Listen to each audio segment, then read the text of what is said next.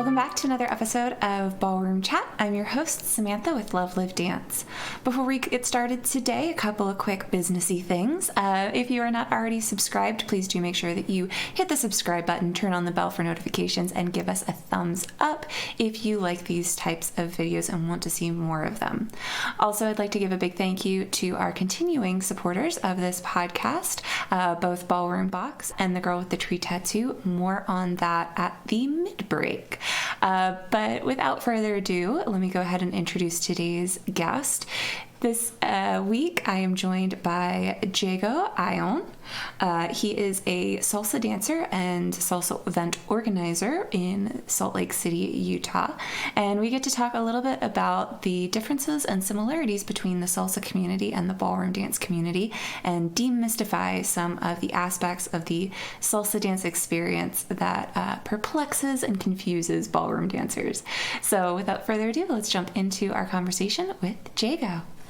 Well, thank you so much, Jago, for being a guest on today's podcast.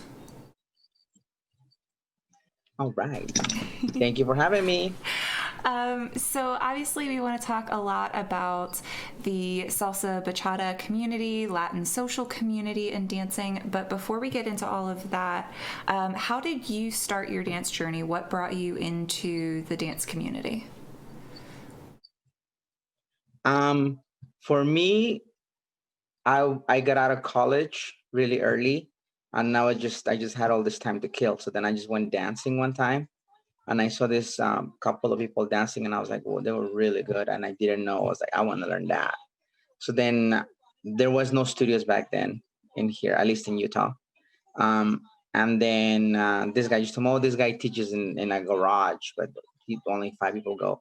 I went there like twice, and then he kind of just moved away to California.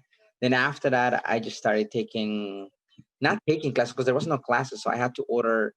Back then, it was like on DVDs. You have to buy a DVD from somewhere, and I would have to buy it and then see it, and that's how it was back then. There was no YouTube, so that's how it started. And I learned it, and then little by little started going dancing and here and there and so on, and that's how I got into it. That's awesome. And you've been dancing for how long now? Oh my gosh, for a long time. I would say a little bit over 15 years. So Wow. I always count 2005 as the first probably performance official thing that we've done. But maybe before that, maybe even before. I would say 2000, end of 2003, probably. That's amazing. That's my guess. So you've really seen the salsa Yeah. community, especially here in Utah, change and grow over the years. You mentioned that when you first started, Yeah, I was just going to say... no, I was there from the almost beginning. Yeah.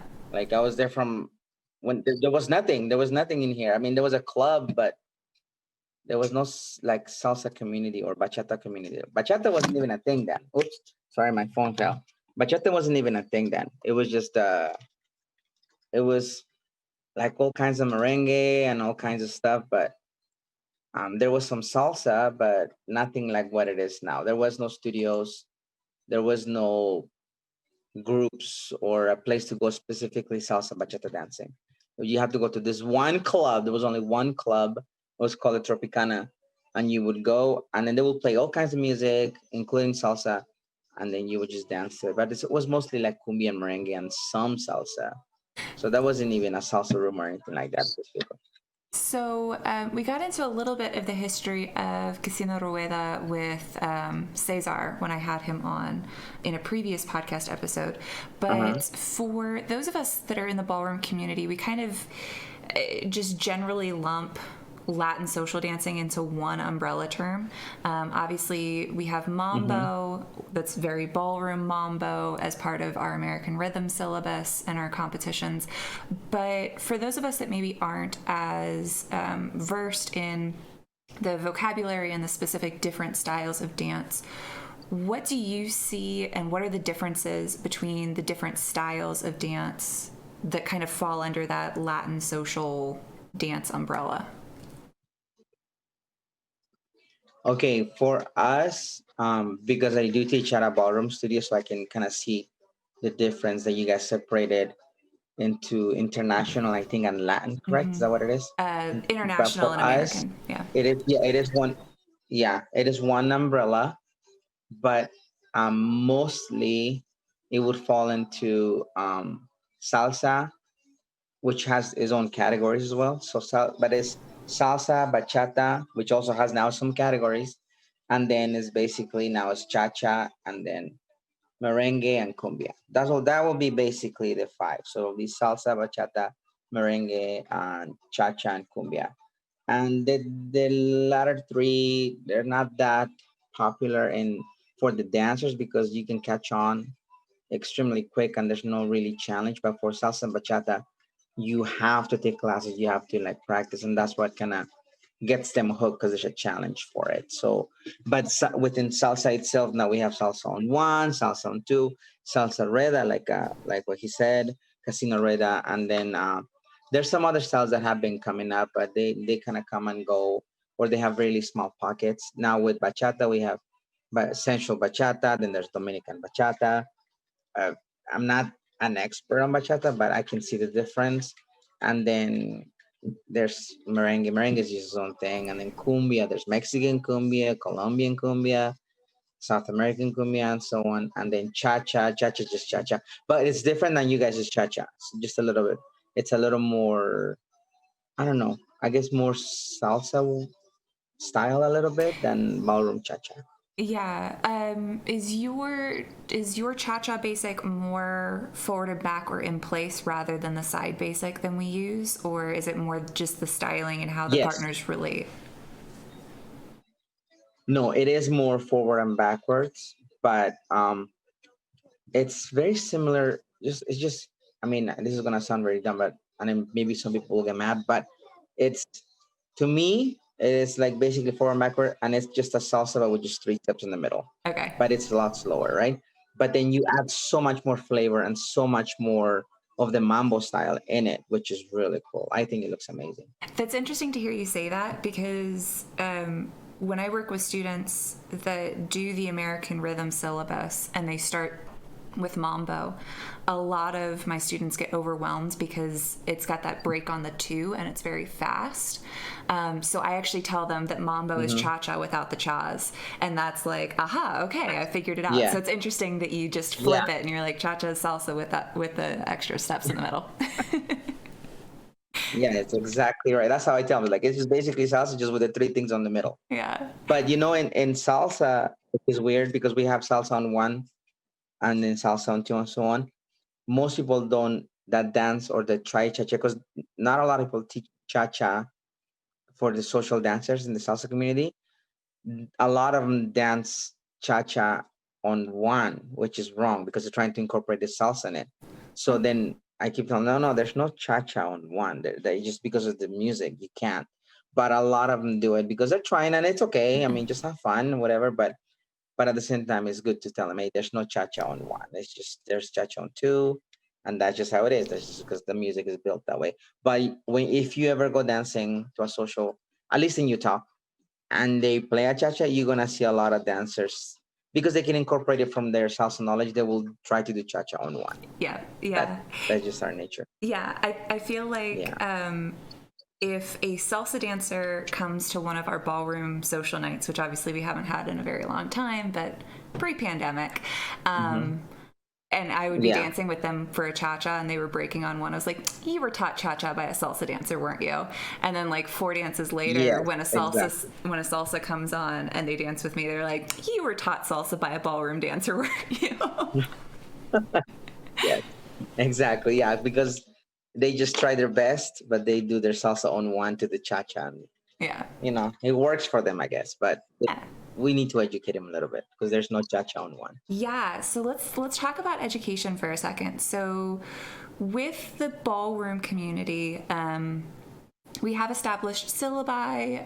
Every studio kind of does their own thing depending on what syllabi they subscribe to or if they create their own. But we have sort of a standardized version of all of our steps for all of our dances. Is there a similar methodology within the salsa community, or is that still sort of on its way to being developed and codified? There is not. So Okay. I've noticed that because a lot of ballroom dancers, they've shown me the syllabus, and you have to have this combo or this step or this movement or this technique in order for you to be in this level. And then because you have like different, I don't know entirely, but there's bronze and Yep. there's different things and so on. That doesn't exist in the salsa community, or at least they never. I don't know if anybody has tried, and I never heard of anything like that, but that doesn't exist. So each studio kind of manages and then tell them, okay, this is the beginners and this is the intermediates and then this is the advanced and this are the pros, right? But there isn't no syllabus. I know of a couple of teams in San Francisco and one in San Diego that they do have some kind of a syllabus, but it's not even the same. It's completely different because we haven't had that. We haven't standardized that as a whole global thing. Like in ballroom, you like that's just a global because you have competitions here and there that they follow the same structure. We don't. We don't. It's just too street, I guess, or too social for us to do. Because for you guys, it's more. It's like a sport. I mean, you could easily go into the Olympics for ballroom, honestly, because it's so standardized and you guys have this technique and you have to execute it at that level, and then you can calculate, oh, it's in the wrong angle, that was supposed to be this angle, where in salsa it's a little more relaxed, and the same thing with bachata. So we don't have that. Makes sense. So we're like, and that's what we can tell to, like, that's a ballroom dancer, like, oh, because he's so technical and he's like, where in salsa you can tell, like, oh, he's more relaxed and more flowy and more like, I don't know, not as follower of the rules and techniques. So we don't have that. Yeah. I haven't seen. I've seen it from a couple of teams, but that hasn't spread out as a whole and on the whole world. So, what then are some of the universal characteristics that it doesn't matter if you're in LA, if you're in New York, if you're in Florida, if you're in Puerto Rico, that are going to be identifiable and are going to be a common thread no matter where you go if you're dancing salsa? It's the basic three will be basic. It's the basic. I mean, if you go forward and backwards, the basic, and then the simple turn or simple turns, and then the crossbody lead. If you know those three, you can. If you know them really good, and or at least try to follow in some minimal way the combinations that are thrown, because every combination we have is based out of those three. Everything basically except for what we call them shines. I think you guys call them freestyle when you just dancing by yourself. We Mm. call them shines. So unless you're doing shines, then you don't need those three. But everything else in salsa is based out of those three. So if you have those three, you can travel the world and you can communicate. I can go to Japan and I can dance with anybody that doesn't even speak my language, and then they will understand because it's just the same three, just doing it in different format and doing different combinations. But if you know those three, you'll be good. So let's talk about shines, because that is definitely something Hmm. that if I'm at a social and the partner that I'm dancing with lets me go for half a second to do like his thing, I just get this look of sheer Yeah. panic on my face because in the ballroom community, we really don't do that unless it's a choreographed routine and we've planned it out and we know exactly where we're going. So, what is it Mhm. about the style of salsa, the social aspect of salsa that really creates a home for that in the moment improvisation? It's the music. It's the musicality of it. So if you feel it and it's coming, or some kind of a conga, like, oh my gosh, is there? Or the trumpet's gonna go nuts, or the piano guy is just gonna go crazy, and you feel it, and you have to express it with your own body. That's It's musicality of it.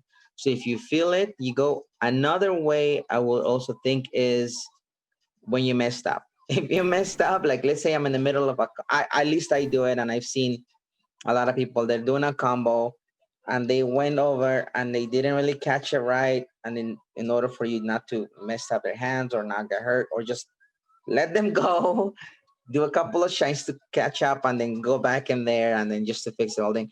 But usually it's the music, and then when you can do it and express it, and then the people usually like, oh, your musicality is really good. So shines usually goes with the music. So if you feel it, then that's when it's mostly by feel. If you feel like, wow, that part of the music deserves to have its own shines, then you go for it. And is that something that typically the lead is responsible for communicating to the follow, or is that something that the follow can say, like, hey, I know this song inside and out, and something really cool is coming up here, and I feel like I want to do something and break hold? It can be both. It's mostly for the lead, but when the follow does it, we call that a hijack. So Mm, which is okay. Ladies can hijack the step and they can go in it. And it's not really that you know the song. I think it's mostly that you know the rules and it feels like it. Like I don't know every song on the planet, of course, but I think I've done it so much that when you go, because everything is by four, so you go 1, 2, 3, 5, 7, 8, 1, 2, 5, 7, 8. When you feel like there's four of them, you know the song is escalating, so you kind of feels that way. Or the trumpets like going in it, or the piano, you kind of feel it, like something's coming. Even I never heard a song, something is coming. So that at that moment you kind of like go for it.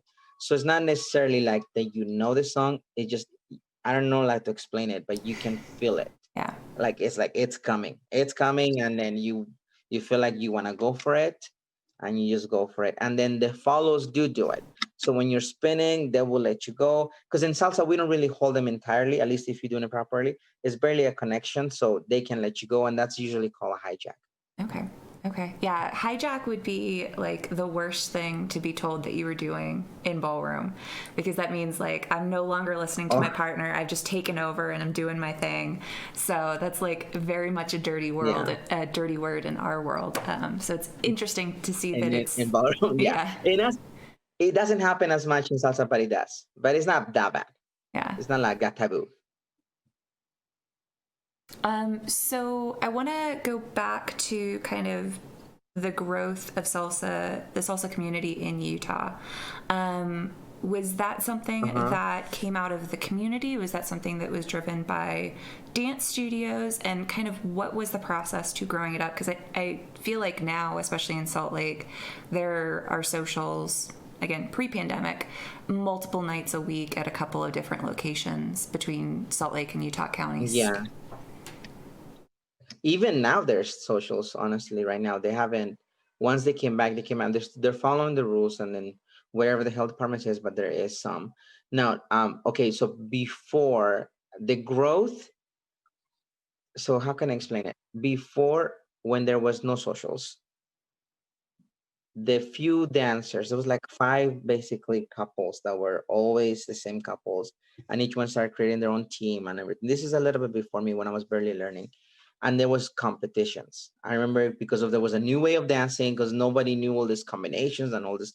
Nobody knew that except for those five couples, and they would always be competing against each other. So they would always be like, okay, there's a competition, and there was a lot of clubs back then.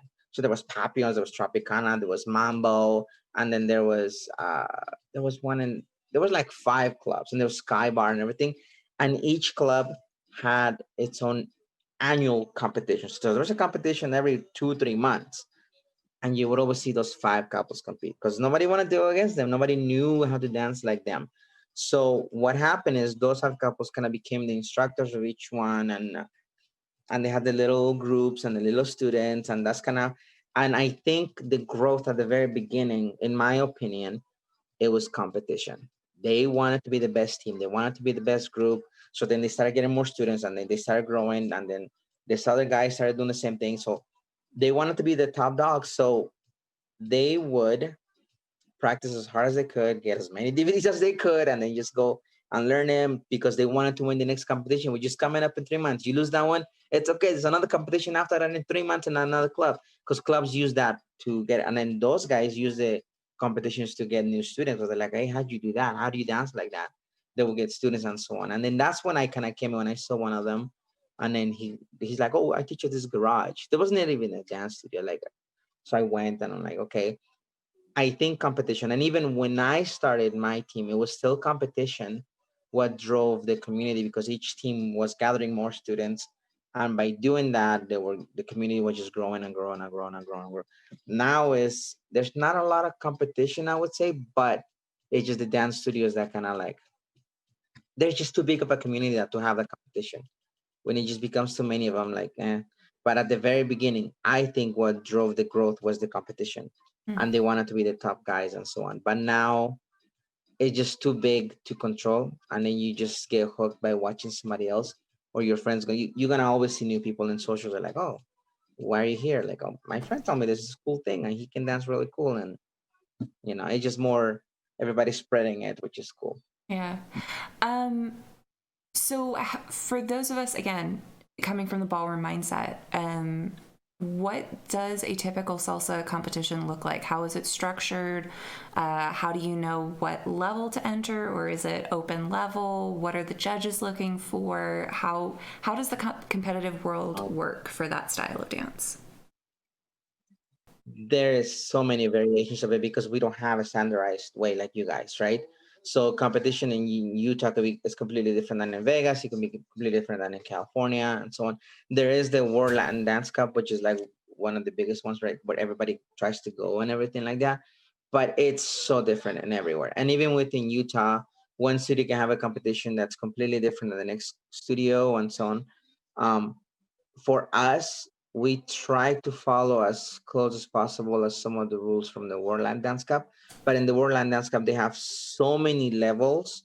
We can't do that because our population is not that big. We don't have that many dancers. So we can have like 3, 4 levels, and in each level, only one or two couples there. That's not a competition at all. Right. So what we do is we separate it into two levels, which is beginners and advanced or pro. So we put advanced and pros together, and we put beginners and amateurs together, at least to create it. And even like that, sometimes we don't have any competitors because a lot of people, I think the competitions in Utah kind of have died out because not a lot of people like to compete anymore. It's not that competitive nature as it used to be at the beginning. Mm. Now they're just more worried about having fun and then social dancing. There's still some of them that would love to compete and everything, but then at that level, there's not that many that would like to do it. Because like, it's work. You have to practice and you have to take privates and you have to get your costume and your music. It's work.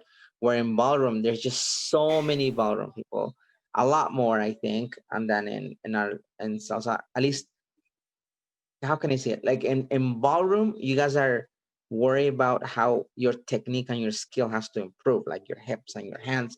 So you want to test those things out. It's more like a sport, so you want to test it out. For instance, it's like, nah, it's just fun. It's just go have social. It's not really your technique too much. Just have fun. Mm. But in ballroom, it's very like I want to test to see how good I am on my technique. Mm. That's the difference. That's why in ballroom you guys have huge competitions and so many people, and you guys can charge for the interest. When we charge, there's nobody gonna compete if we ever charge for competitions. So we have to kind of just say this is the price. We just hope at least 3 couples compete, at least now. Mm. But yeah, so and then the rules are completely different here than it could be somewhere else. You just have to kind of like see if you ever want to compete or go to a different state or anything like that. You have to read the rules and so on. But for us, basically, beginners or amateurs, they don't do flip or they don't do anything that leaves the ground. And then they don't do more than 3 spins or something like that. And they cannot do anything that could hurt them, basically. Like anything that, what if they try because they want to impress everybody? They try something and then they fall on their shoulder and they mess it up. So that's not good. But where the advanced and pros, we let them do that because they're at that level where they can they can try that. Their technique is better. So that's Okay. basically what it is. And then in the judges aspect of that you asked me, we usually look for 5. So it's usually musical tempo because they have to dance with the correct music and musicality included, how their costume and everything is, and stage presence and so on. Then we have the technique, and then we have one section that's basically how you doing as a soul, like your shines area, and then the last one is I think crowd reaction or how the crowd is liking you as well. So That that's usually how we judge them. that's interesting that crowd interaction is one of the judging criteria. I kind of like that because one of the things that's typically left towards the end of instruction in ballroom communities is like, how do you perform? How do you act engaging? How do you like actually present as a dancer? So it's interesting that that's actually one of the criteria is like, does the crowd care that you are dancing right now? Are they excited by Yeah, what you're doing, or are they like totally checked out? yeah, exactly. Because you have to put on a show basically, and then you have to like get them excited on certain parts or something you do with music, and then it just picks up or you go down and so on. So we do use that, at least in our competition. I'm not talking about all salsa competitions, just ours. Yeah. We do give some points based on crowd reaction and the audience. I like that.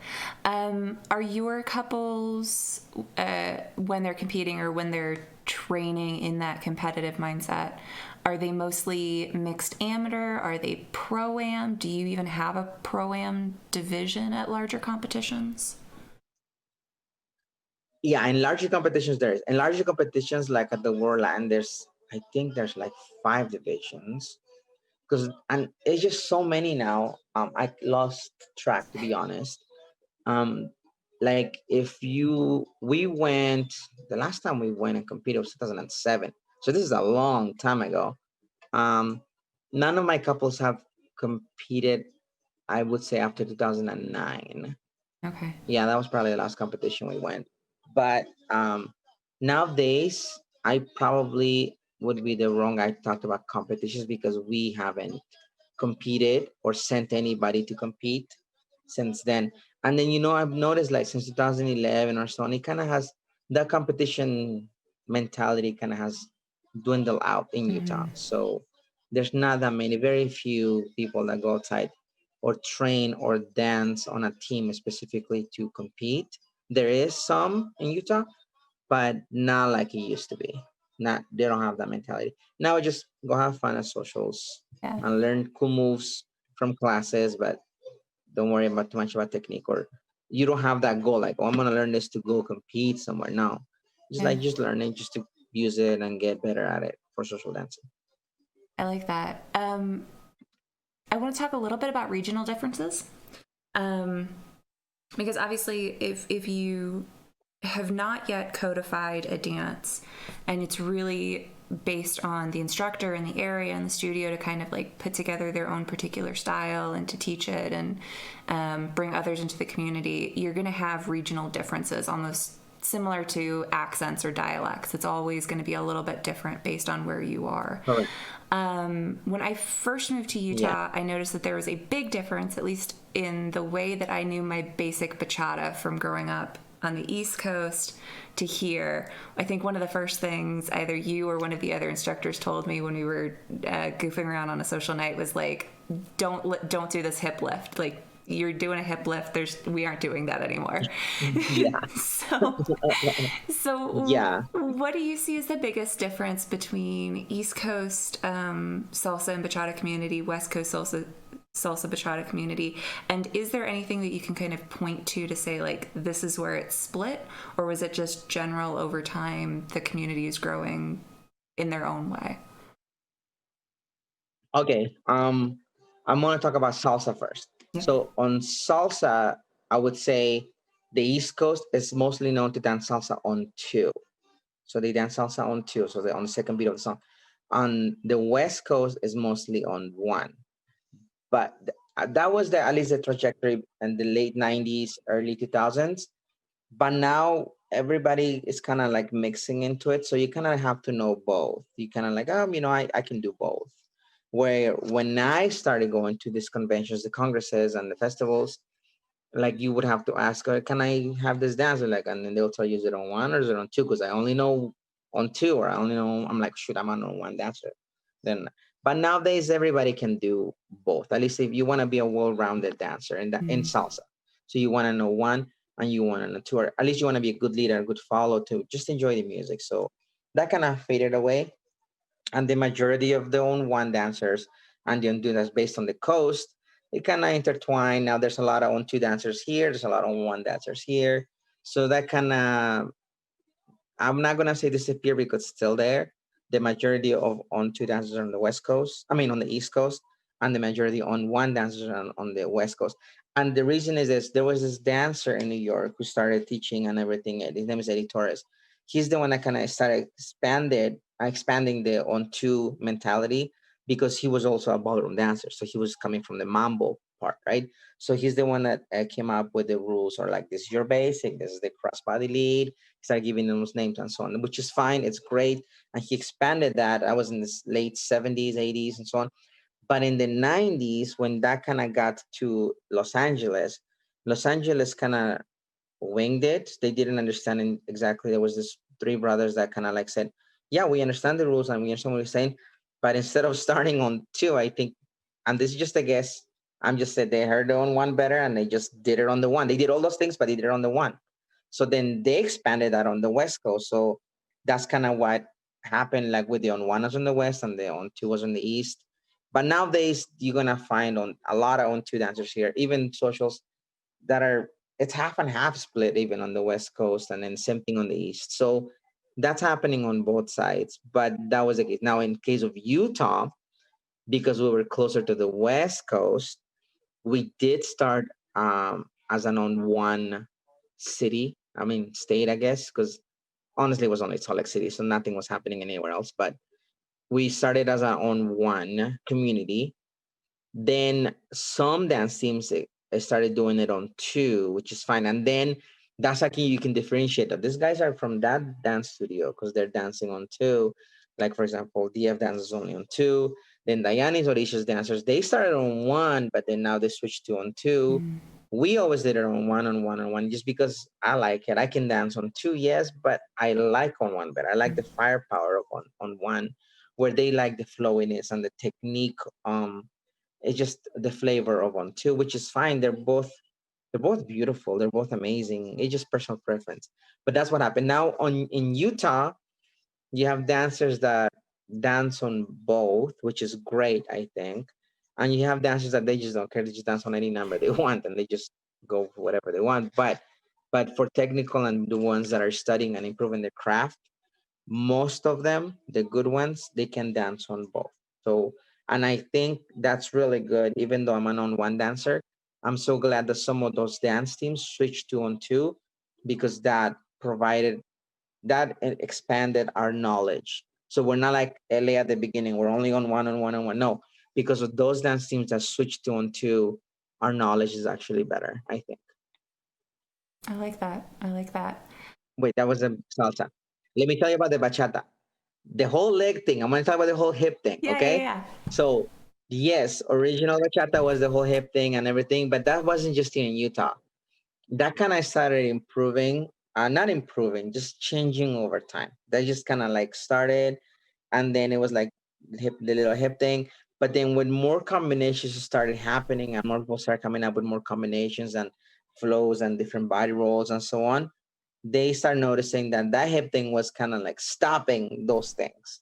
So then they started taking them out because you needed that time to start doing some moves or some combinations or some rolls where the hip thing would kind of like get in the way.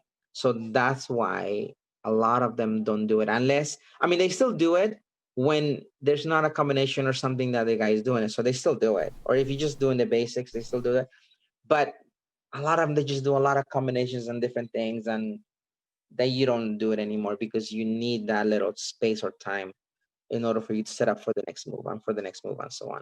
So it's not a bad thing, but if you're more advanced and you're doing a lot of combos, then you kind of have to not do it because you gotta have to have ready. You have to be ready for the next combo and so on. So Makes don't sense. think it's bad. No, that makes sense. That makes sense. Let's talk about combos. Let's talk about kind of dancer safety and surviving a social dance scene, both from the lead's perspective and from the follow's perspective. So in ballroom dancing, when we talk to beginners about social dancing, we really rely on the framework and the connection to protect our dancers. So if you have, forward connection, that's going to make sure that nobody's pulling on each other. If you're lifting and holding your own frame, you're not, dead weighting your partner's arm. We talk about a loose touch and kind of a fingertip to fingertip connection whenever we're turning. We make sure that they're very aware of what their lead is going to impact the follow, and their follow, how they can protect themselves. So if you have a rougher lead, kind of like how to protect yourself, how to avoid injury. from a salsa perspective, when you do have a lot of fast turns, a lot of intricate moves, a lot of more difficult patterns when it comes to arm position and rotation, what are the ways that leads can get themselves into trouble, and what are the ways that follows can get themselves into trouble?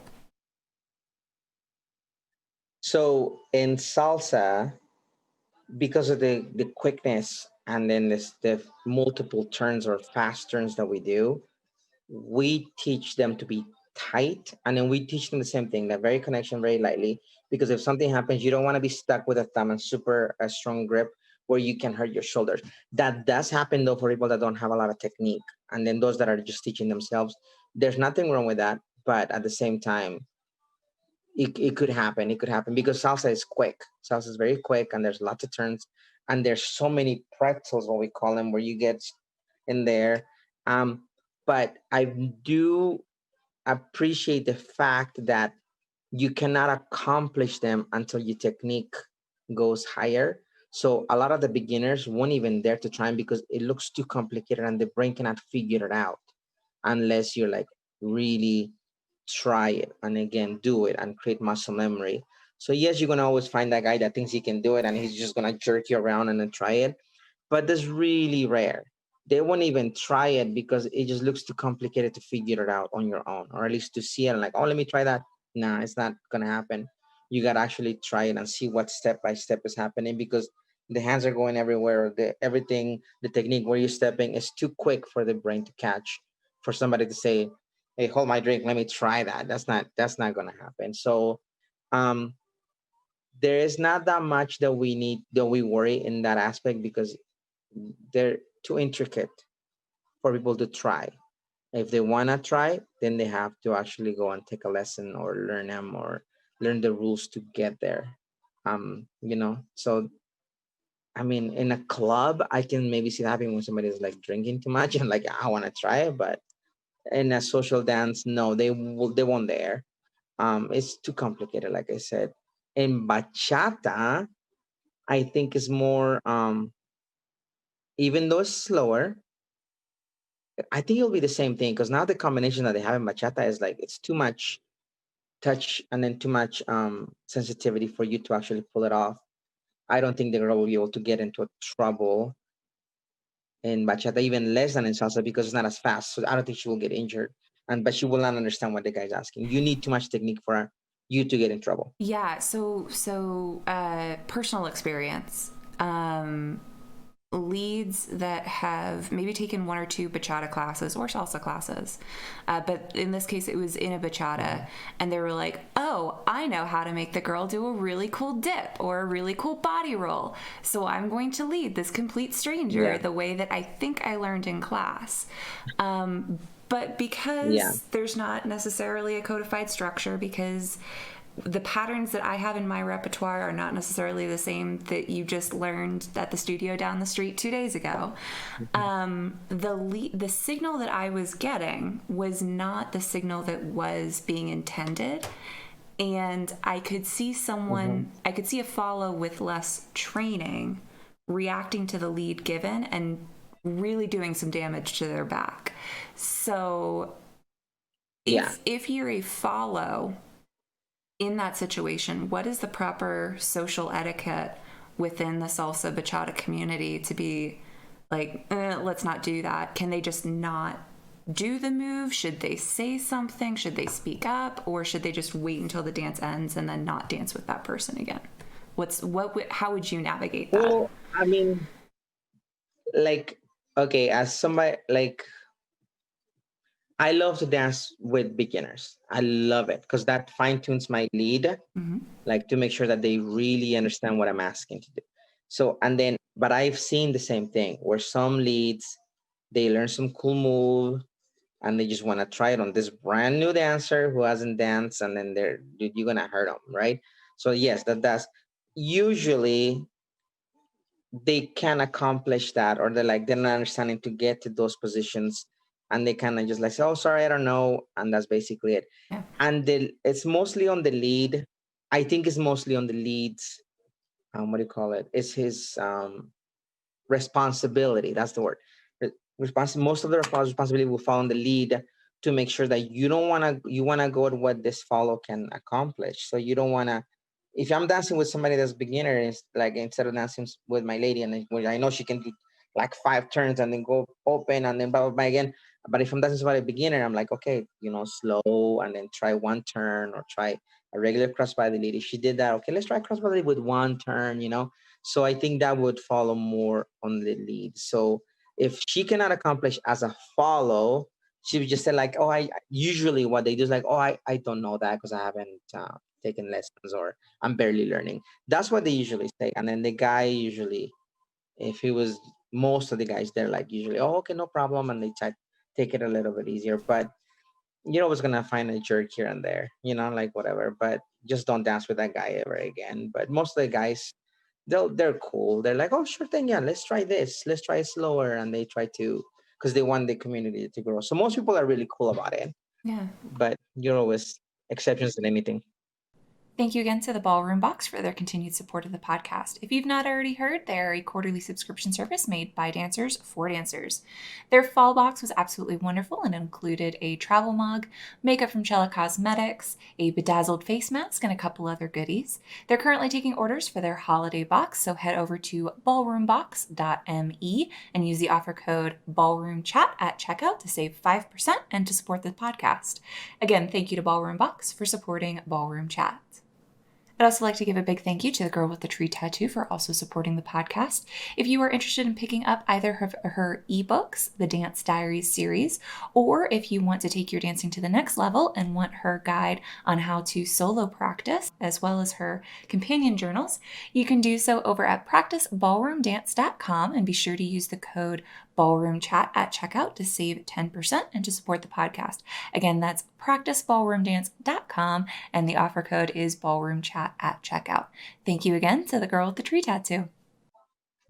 Talking about kind of social etiquette and communicating with a lead, with a follow, what you're comfortable with, what your knowledge base is.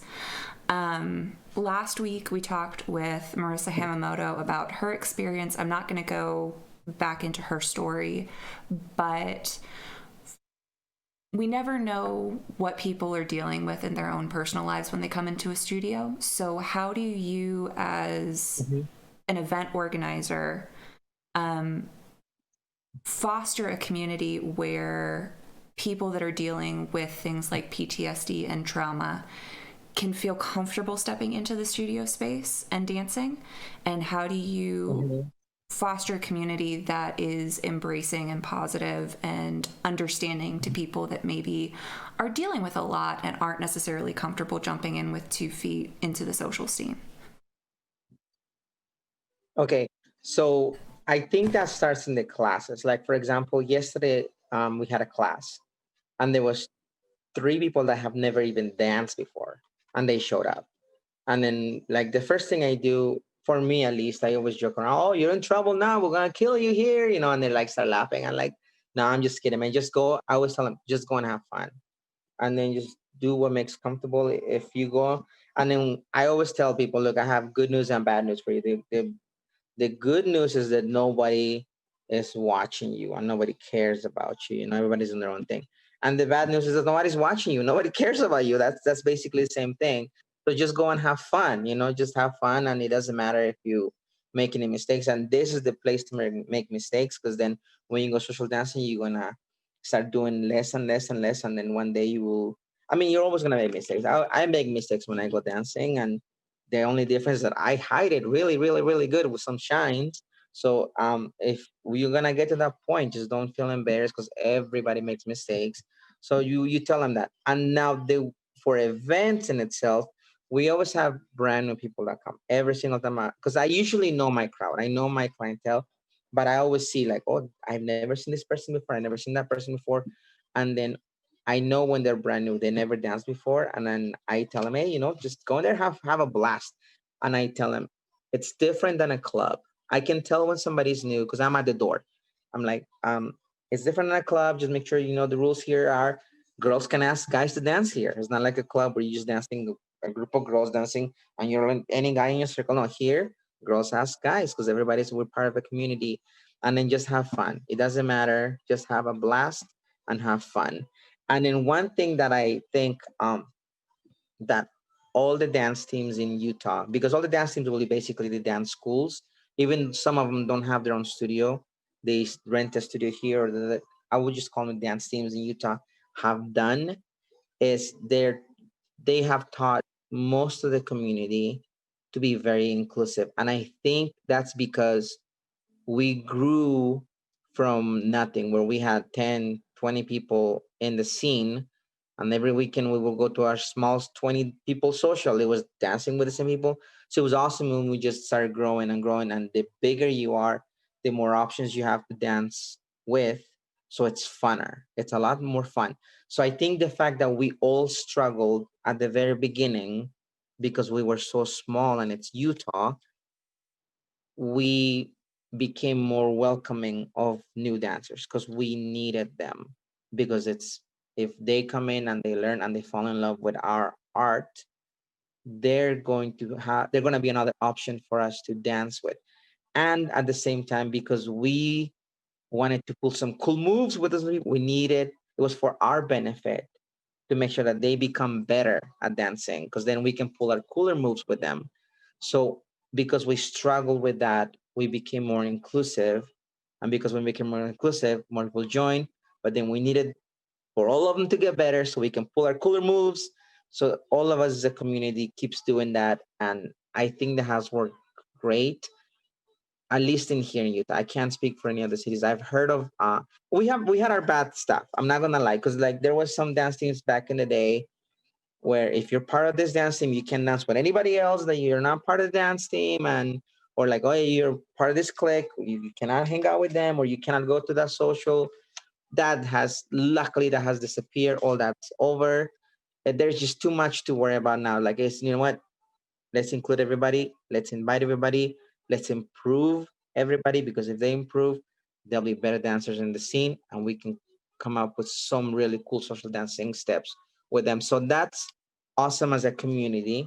Yeah, we're still competitive. We're like, oh, we want to make sure that we have people here, and then there's that social and this social. Luckily, we all coordinate so we don't bump into each other.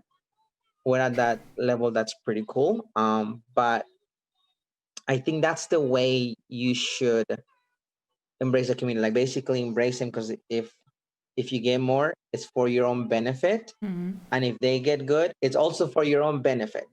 So we have that mentality, which is great. And then newcomers come in, and then the really good dancers, they ask them to dance.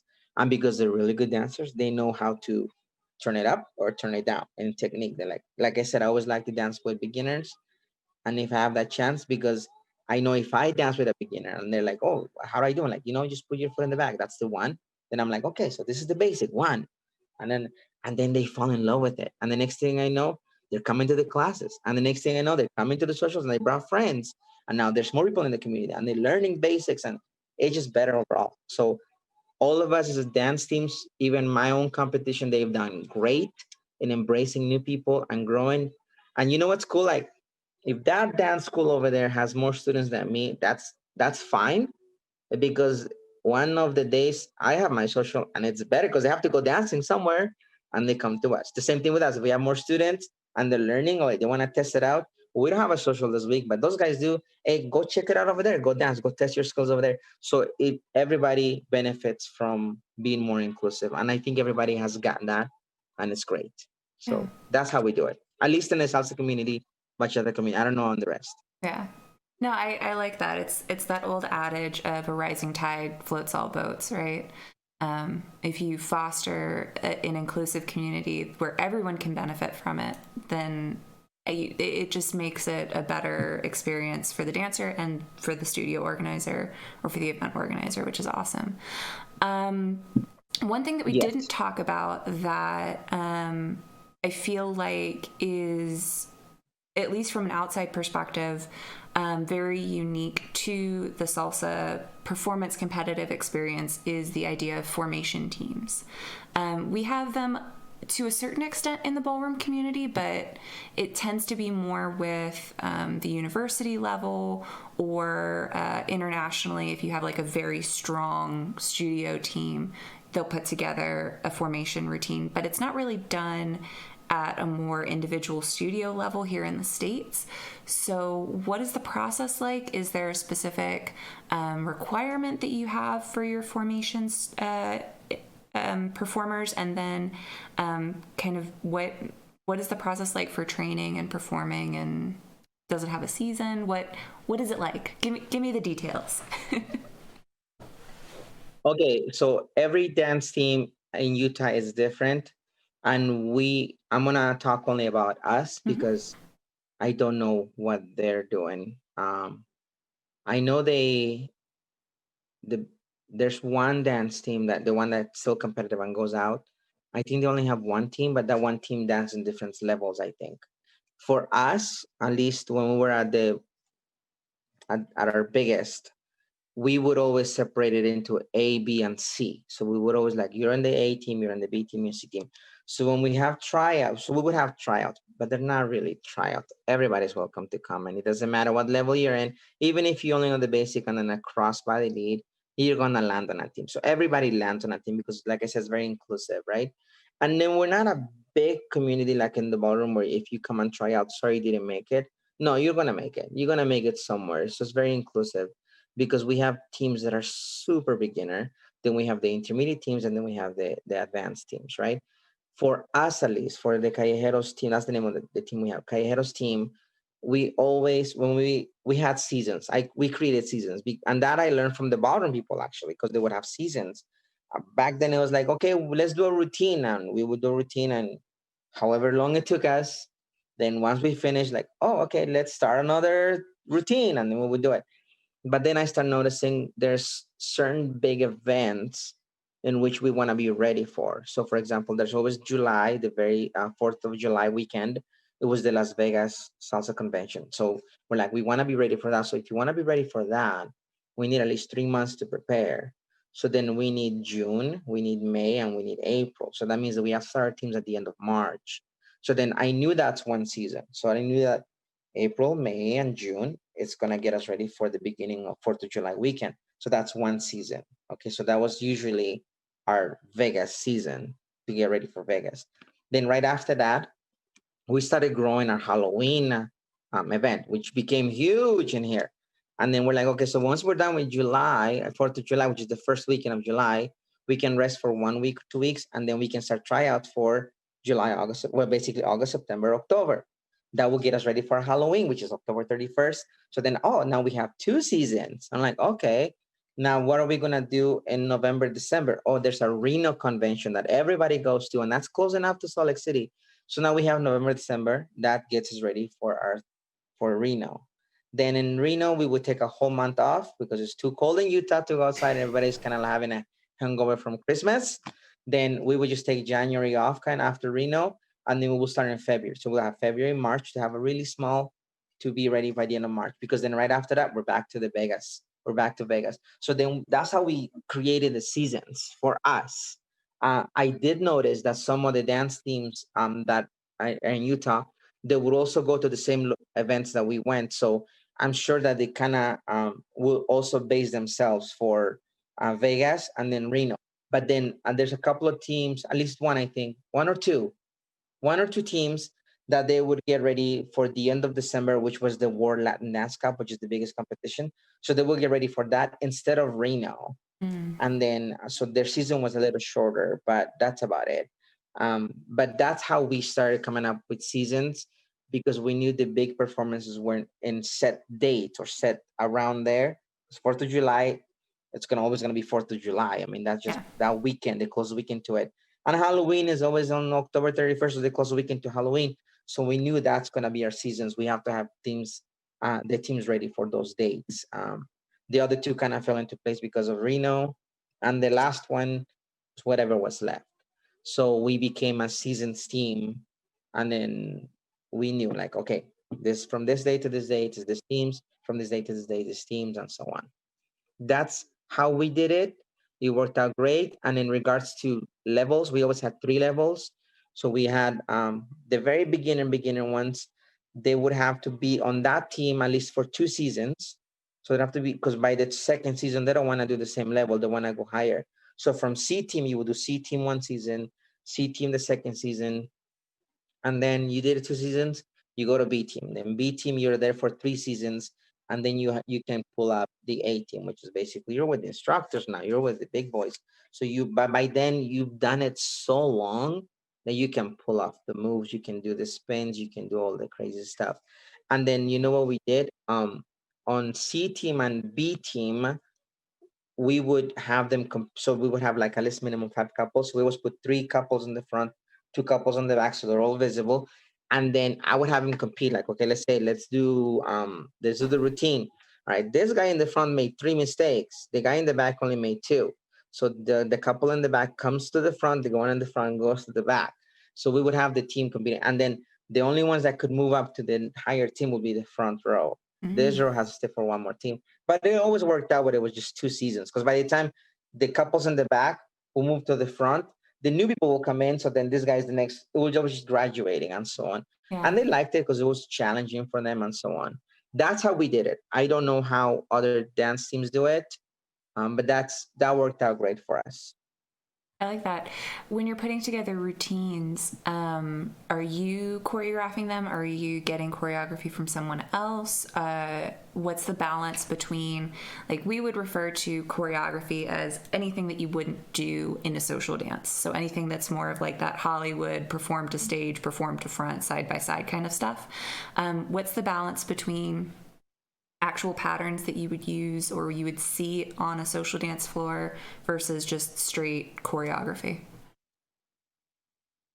Okay, so in salsa, 90% of the stuff that we do on choreography, you can do it social dancing, like most of it, except for the flips or except when you do a pose when there's a certain hit of the music where you have to kind of act out. You will never do that on social dancing, but 90% of the combinations that you learn um, on a routine, on a choreography, you can pull off on a social dancing. And that's also the reason why a lot of people join the teams, because they knew those patterns were a lot harder than when we were teaching in classes. They're like, no, I want to learn what you guys know. And we're like, okay, well, you want something harder than the classes? Join a team. That's the only way you're gonna get there. And then they would join the teams. So in that aspect. Now, in regards to originality, our dance teams, up to 5 months ago, all the routines that we ever came out, 100% of them were original. We've never purchased anything from anybody, and then most of them came from my brain. Even the crazy ones, even the sucky ones, they came from my brain. I know of some dance teams that it's half and a half. They do it and they purchase it from other choreographers, which is completely fine. I mean, you're right. That's what they're for too as well. They do it, and then there's some that are 100% getting choreography from somebody else. So it's all ranges here in Utah. As for us, it was always original, always do our own thing. That way nobody can say, "Oh, this guy's," and we just liked our style. We just liked it, and then I liked it, especially for the goofy acting stuff that we had to do for Halloween. So for Halloween, I always had to go, oh, you have to be like a zombie in this area, or you have to be werewolf in here, or what I would always put a special effect, like everybody stays there and poses, and everybody howl to the moon because we're werewolves and so on. So I had the benefit of having that for Halloween, and I was able to mix the music at that moment where everybody does a pose and howls to the moon and so on. So that for us was we never done anything that somebody else did until about 5 months ago when I quit doing the routines. So one of my guys, one of my instructors that teaches at the studio, he said, I have this routine that I bought. And I'm like, okay, where did you buy it? And he told me like, oh, he started doing it with his partner. I'm like, hey, that's pretty cool. He goes, yeah, but it will look better as a team. I'm like, okay, well, let's teach it to the other instructor. So then that was the first time we did a routine that came from somebody else. But at the same time, it was like, it is cool, but let's inject a couple of things there. So we switched it around a little bit and it became better. Nowadays, we have a team going on, but one of our instructors came up with the whole thing. So it's still 100%, but no longer my mind. It's them. So I don't know if I will be creating more routines because I think I have burned myself in that. I'm out of that, I think. Yeah. So I'm letting my guys now taking care of that, which I think it's really good. I think it's their time to step up. But I don't know if some of them will buy some or come up with their own. Is there a stigma in that?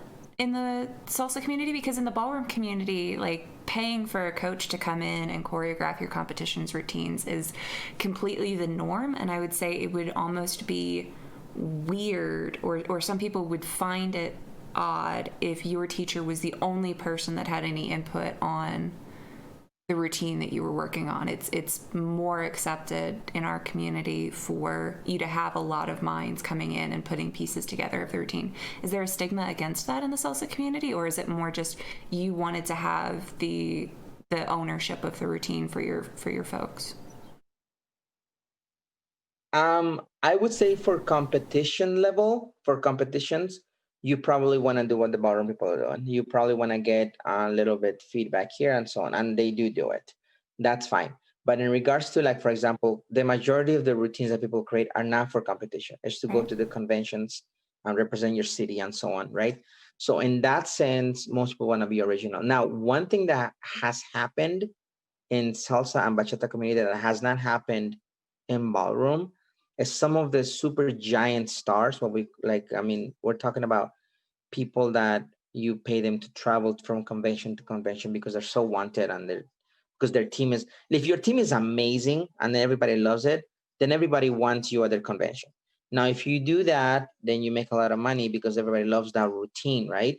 So at one point we were like that. They would want us at different conventions and so on and everything, but then after we stopped being that, I've noticed that some of them climbed so high that everybody wanted to learn from them, but they couldn't be everywhere at the same time. So what they created is they created franchises, Mm-hmm. and that kind of blew everywhere. So then if you were to learn, let's say this, I'm just gonna name one of the teams, Alma Latina. So they started creating franchises everywhere. This Alma Latina, they were in San Diego, but there was Alma Latina Tijuana, Alma Latina Mexico DF, Alma Latina Portland, Alma Latina Seattle, Alma Latina Miami, Alma Latina Utah, Alma Latina Denver. And then they will create this routine, and via video, they will send it to all those franchises and they will learn it. And then the Denver people will show up at the Reno convention and the Seattle will show up. And guess what? When they perform, it was the Same same routine. routine from both cities. So then I was like, oh no, we don't want to be the same. Then we want to be original. So we never did the franchise thing. I because I want to be completely unique. But that happened, and then at one point a lot of those franchises, they will perform on stage and you will see them, and it was very a lot, the quality was a little bit lower, but they will have like 60 dancers, and we're like, where did they get that? Oh, it's because those guys come from Tampa, those guys are from San Francisco, and and they will all just be joining there because that team was in that particular. So I didn't like it. Some people like it. I mean, it's whatever. But the quality was really low because they have to make sure that everybody gets the routine. So you couldn't really push to the max, especially over video. That's gonna be hard to do it, you know. In that sense, that kind of was like a little statement because it's like it was kind of it's a team, but that guy did it, that guy did it, that guy did it. So, but for competitions, you need it. I think you need it. You need to get the feedback from this guy who's really good. You get the feedback from that lady that's her styling is on point, you know. So you want to get that. I think it's necessary for competition. And ballroom is mostly for competition, so that's why you guys have that thing. My personal opinions, you need that because it's competition. It's a Mm-hmm. sport. Ballroom is mostly a sport where we're more like a social dance, you Mm-hmm. know. Yeah, no, absolutely. Absolutely. Well, awesome. Anything else that you wanted to talk to our listeners about, plug, tell, share? Most of our listeners are obviously ballroom dance folks, so anything that you want to demystify about the Mhm. social community? Okay, so the one thing, if I were to talk to ballroom dancers, I would like to say, come on, try it. I know it's not as technical, and I know it's easy. It's easy. It's easy for you guys to get.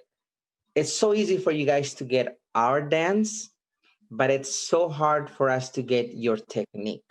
So you're gonna see a lot less of us going to your dances because it's hard. It's when you guys do the technique and the precision, it's hard. Okay. So like even doing tango that's basic, we're not gonna look as good as you. But you, because of your training, you can come over and you can just become really good in our world really quick.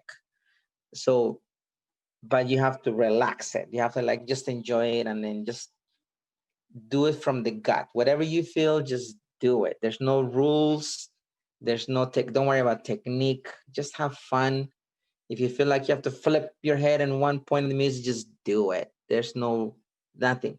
And then just come on over and have fun. And that's one thing I noticed that the ballroom people worry is like the technique. And nah, don't sweat it. It's just a social. Just have fun. Um, I would just say we're completely different, but you have a lot easier access to our stuff than we do to your stuff because what you do took years to do and we can do that in one day where you can come in and in one night to social dance you're like I got salsa, I got bachata, easy. And then if you want to unwind, just come on over. Don't worry if you don't want to worry about rule technique lines, just come on and unwind. You're gonna have a blast, trust me. So I do have to ask the follow-up to that. What can we in the ballroom dance community do better to make it more inviting for members of the salsa community to try it out so that it doesn't feel as intimidating or overwhelming? I don't think there's anything you can do because you're talking about okay, so an example. You're talking about me going to play soccer at a rec center where me practicing soccer to go to the World Cup. Makes sense? That's just I think your technique is so advanced that it feels very far away. So maybe what you can do in the so it's because your dances requires a lot of technique, I think. I don't see any one of let me see. The only one that I can see maybe is will be easier to get invited is the tango. But the one issue is that if I go to your social, they'll play one tango, then they're gonna go into jive and they're gonna go into paso doble and they're gonna go into like I'm like, oh my gosh, I don't know any of them. I Yeah. just know one. Where in salsas, like you have 3, 4 salsas, then you have bachata, which is piece of cake, 3 or 4 bachatas, and that's it. Salsa again, bachata again, salsa again, bachata again, piece of cake. Where if I want to go to ballroom, no, I gotta know 6, 7 dancers and at least a couple. It's just Yeah. farther to get there, which is it's not that it's not inviting. It's just harder. It's like like do I want to go and play soccer at the rec or do I want to go and really practice for the World Cup? Or it's an Olympic. Like I said, Mm. ballroom could easily be an Olympic sport. To be honest, it's Yeah. at that level Yeah. where I don't see salsa or bachata ever becoming at that level. It's too relaxed, too from the gut. I mean, you just can't. Like that's what it is. Yeah. It's not that it's not inviting. It's just the nature of the because I would call it ballroom as a sport. It's the nature of your sport. Whereas we're not even close to be a sport. Yeah. It's just more just a little part of entertaining. That's all you're doing. Just having fun. Yeah. Yeah. So it's different. Where at the same time we can go a little bit. We can maybe nibble at the little thing that you have, but it's too technical for us. But because you guys are so technical, you can come and then just you will have just as much fun. It's easier for you than for us to go there. I can totally understand what you were saying. I now want to make it my mission for the next Yeah. 6 months to demystify and to de-overwhelm it for you. You're like, no, it's really easy, I promise. Yeah. No, But you're right, and it can like be. the basics are easy. Yeah. Yeah. Yeah, if The you want to do basics, it at a but high then, level, but it's yeah. yeah. But if I were to go to a social, let's say you guys do a social or a dance, I have to know at least 6 or 7 basics.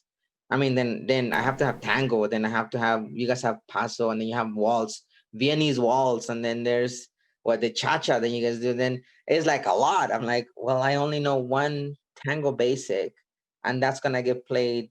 Who Yeah. knows? You know what I mean? Yeah. So it's Yeah. harder. It is. It's It just harder. is. You're It's not right. impossible, but it's harder. Yeah. Yeah. I would agree with that there's a steeper learning curve. There's more that you have to know in the beginning stages in order to get out there and be comfortable. Mhm. Yeah. Well, thank you so much, Jago. And I'm sure like you guys get the same thing from West Coast, no? Oh, West Coast swing. Because those definitely. guys only dance West Coast swing. So I'm sure it's the same thing as us. They only dance West Coast swing, so it's hard for them to come to ballroom, where you guys can easily go to West Coast swing easily. Yeah, but you still have the same hurdle. So I would say, from a ballroom dancer mindset, the dances that I find the most intimidating, which I feel like the outside world would be like, well, those are the easiest ones to get into, are salsa, West Coast, and Argentine tango. And it's because of the amount of freedom that is given to the follows to interpret the music and to react to the music. Whereas ballroom is so structured, and I've been locked in that mindset for 10 years now, going on 11. When I'm doing like a West Coast swing or a Lindy swing or a salsa basic, and my partner is like, you can do something here if you want. I'm like, but I don't know what. Yeah. Just tell me what you want me to do. Yeah. Yeah. And that's one thing I would really tell ballroom dancers when they come, because we do get once in a while some of you guys stick in there or coming over. They're very like structure and technique, and I'm like, no, just relax, and you know what, wing it for once. Just wing it, and then do what feels in the gut. Yeah. Well, awesome. Well, thank you so much, Jago, for being a guest on today's podcast. If folks want to find you, find what you do, be a part of the salsa community that you just talked about, what can they do? Where can they go? Where can they find you? Okay, so if you want to come on dancing, we do have some sorts right now. Right now, masks are required. We want to take your temperature, and not all the time because we're going basically on what the health department saying. But if you want to take classes, we're there every Wednesday. If you want to find us, check utahsalsa.com. We're there. We're in social media as well on Facebook and Instagram. Because of the environment that we live in right now, things can change any moment. But when all this is over, hopefully one day will be over or before this, you would always have a consistent social, certain dates, and you would have a consistent class every single Wednesday and so on. But for now, always check utahsalsa.com for more information about what we do, when we teach, and when we do have events, which right now are very few in between. I'd like to give a big thank you again to Jago for being a guest on today's podcast. If you want to follow him or Utah Salsa, you can do so using the links in the description box below. Thank you again to Ballroom Box and the Girl with the Tree Tattoo for their continued support of this podcast. If you are interested in purchasing either the holiday box or if you want to get a hold of your own copy of the solo practice guide, links to the affiliate codes for both of those are also in the description box below. As always, I'm Samantha. I've been your host with Love.Live.Dance. You can find all of the podcast versions of these episodes at ballroomchat.com, and you can follow us across social media at Ballroom Chat on Instagram, Facebook, and occasionally Twitter. If you have not already subscribed, this is one more request to please do so. We are still trying to get to 100 subscribers on this channel so that we can get a custom URL. It's a small goal, but I know we can get there. As always, stay safe, stay positive, and we hope to see you dancing very soon.